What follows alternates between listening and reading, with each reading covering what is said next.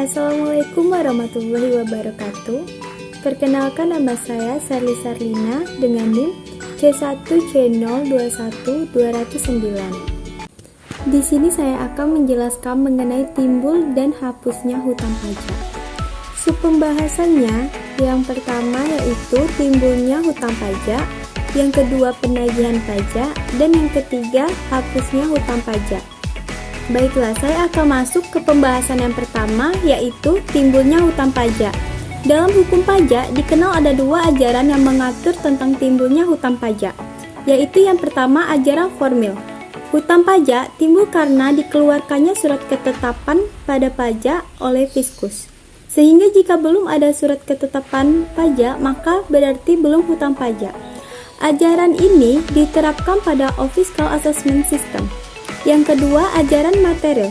Hutang pajak timbul karena berlakunya undang-undang tanpa diperlukan suatu perbuatan manusia, asal dipenuhi syarat adanya suatu tatbestan. Tatbestan ditentukan sendiri di dalam undang-undang pajak yang bersangkutan, terdiri dari keadaan, perbuatan atau peristiwa tertentu yang harus dikenakan pajak. Surat ketetapan pajak dalam ajaran ini tidak menimbulkan hutang pajak, hanya untuk memberitahukan dan menetapkan besarnya hutang pajak. Setiap perikatan, termasuk pula hutang pajak, pada suatu waktu akan dihapuskan. Selanjutnya, saya akan menjelaskan mengenai penagihan pajak. Penagihan pajak adalah proses tindakan yang dilaksanakan terhadap penanggung pajak agar membayar utang pajak serta biaya penagihan pajak. Pengertian pajak menurut Suemitro tahun 1996, yaitu tindakan yang dilakukan Direktorat Jenderal Pajak sebab wajib pajak tidak mengikuti ketentuan undang-undang pajak, terutama tentang pembayaran pajak terutang. Sementara itu, menurut Rusci tahun 2004, yaitu penagihan pajak ialah rangkaian tindakan yang dilakukan agar wajib pajak membayar hutang pajak serta biaya penagihan pajak dengan peneguran atau peringatan, melaksanakan penagihan seketika dan sekaligus memberitahukan surat paksa, mengusulkan pencegahan, menyita, menyandera, serta menjual barang yang disita. Sementara itu, penanggung pajak adalah orang maupun badan yang memiliki wewenang untuk mengangkat serta memberhentikan jurusita pajak. Dan jurusita pajak adalah pelaksana tindakan penagihan pajak yang mencakup penagihan seketika dan sekaligus. Dasar hukum penagihan pajak telah dicantumkan dalam Undang-Undang Nomor 19 Tahun 1997 mengenai penagihan pajak dengan surat paksa. Undang-undang ini mulai diberlakukan sejak 23 Mei 1997.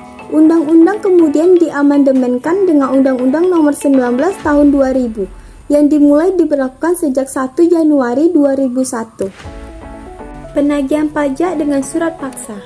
Penagihan pajak dengan surat paksa ini diatur dalam Undang-Undang Nomor 19 Tahun 2000. Dalam melaksanakan penagihan pajak dengan surat paksa ini perlu diketahui dan dipahami beberapa pengertian yang ditetapkan dalam undang-undang. Antara lain yang pertama, penanggung pajak. Penanggung pajak adalah orang, pribadi, atau badan yang bertanggung jawab atas pembayaran pajak. Yang kedua, penagihan pajak. Penagihan pajak adalah serangkaian tindakan agar penanggung pajak melunasi utang pajak dan biaya penagihan pajak dengan cara menegur atau memperingatkan. Yang ketiga, biaya penagihan pajak. Biaya penagihan pajak adalah biaya pelaksanaan surat paksa, surat perintah penyitaan, pengumuman lelang, pembatalan lelang, jasa penilai sehubungan dengan penagihan pajak. Yang keempat, surat paksa. Surat paksa adalah surat perintah membayar utang pajak dan biaya penagihan pajak dan memiliki kekuatan eksekutorial dan kedudukannya sama dengan putusan hakim pengadilan. Yang kelima, jurusita. Jurusita pajak adalah pelaksana tindakan penagihan pajak yang meliputi penagihan seketika dan sekaligus dalam pemberitahuan surat paksa, penyitaan, dan penyanderaan. Yang keenam, penyitaan. Penyitaan adalah tindakan jurusita pajak untuk menguasai barang penanggung pajak, guna dijadikan jaminan untuk melunasi utang pajak. Yang ketujuh, lelang. Lelang adalah setiap penjualan barang di muka umum dengan cara penawaran harga secara lisan atau tertulis melalui usaha pengumpulan peminat atau calon pembeli. Yang kedelapan, pencegahan atau pencekalan adalah larangan yang bersifat sementara terhadap penanggung pajak tertentu. Yang kesembilan, penyanderaan. Penyanderaan adalah pengekangan sementara waktu atau kebebasan penanggung pajak dengan menempatkan di tempat tertentu. Selanjutnya, sub pembahasan yang terakhir, yaitu hapusnya hutang pajak. Hapusnya hutang pajak dapat terjadi karena yang pertama, pembayaran. Hutang pajak akan dihapus apabila wajib pajak telah membayar hutang pajaknya. Dalam pembayaran pajak harus dilakukan dalam bentuk penyetoran uang ke tempat-tempat yang telah ditunjuk oleh Menteri Keuangan dan bukan dalam bentuk barang. Yang kedua, kompensasi atau restitusi. Hutang pajak dapat dihapus apabila telah dilakukan kompensasi pembayaran antara kelebihan pembayaran pajak tahun sebelumnya dengan hutang pajak. Yang ketiga, daluarsa, yaitu hutang pajak akan dihapus apabila telah habis masa penagihannya atau 10 tahun setelah SKPKB terbit. Yang keempat, pembebasan atau penghapusan.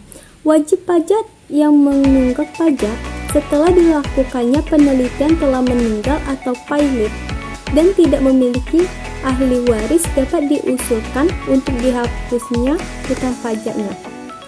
Atau yang bersangkutan mengajukan keberatan pajak ke Mahkamah Pengadilan Pajak tentang besarnya pajak terutang yang harus dibayarkan atau tax avoidance. Demikianlah presentasi dari saya mengenai timbul dan hapusnya hutang pajak. Bila ada kesalahan kata atau kekurangan mohon dimaafkan. Saya akhiri dengan wabillahi taufiq wal hidayah. Wassalamualaikum warahmatullahi wabarakatuh.